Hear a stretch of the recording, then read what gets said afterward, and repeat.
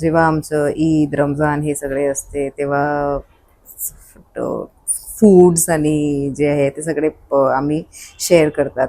आणि त्याच्यानंतर एक आमची महिलांची सगळे म्हणजे सुप्रियाताई आहे, 2-3 आणखी वरिष्ठ नेत्यांची मुली आहे. आमचा एक ग्रुप आहे.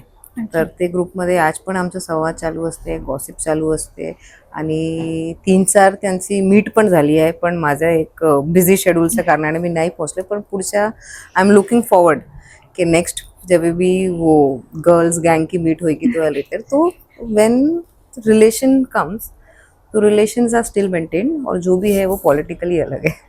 मुली असतील तर गॉसिप होतात. पॉलिटिक्स मधल्या मुलींमध्ये काय गॉसिप होतं तुमच्या ग्रुपमध्ये?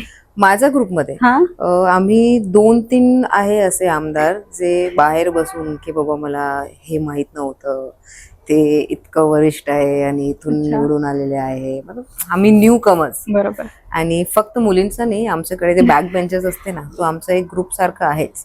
या अधिवेशनात कमीत वेळात खूप जास्त काम होतं, तर आम्ही जास्त गॉसिप करू शकलो आणि सर्वांच्या मतदारसंघात काही ना काही निवडणूकच्या पुढे काय करायचं आणि काही ना काही चालू होतं. पण एक नवीन आमदारचा एक ग्रुप असते, तिकडे गॉसिप पण चालू असते आणि ते गॉसिपमध्ये कोणतेही पक्ष येत नाही. फक्त आम्ही नवीन आमदार, नो एक्सपिरियन्स म्हणून आम्हाला तिकडे ओळख आहे.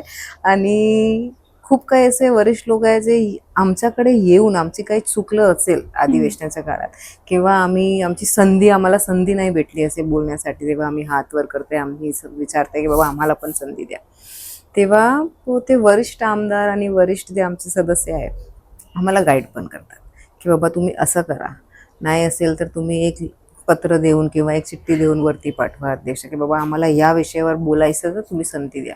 फक्त त्यावेळी तुम्ही कारण डे ऑर्डर तो येतच आहे.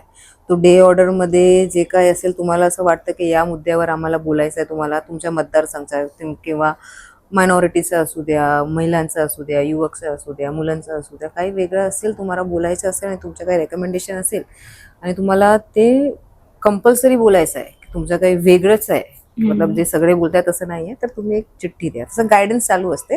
आणि जेव्हा आम्ही गॉसिप करते तो असं संधी आणि निधी हे 2 विषय खूप चालतात त्यामध्ये.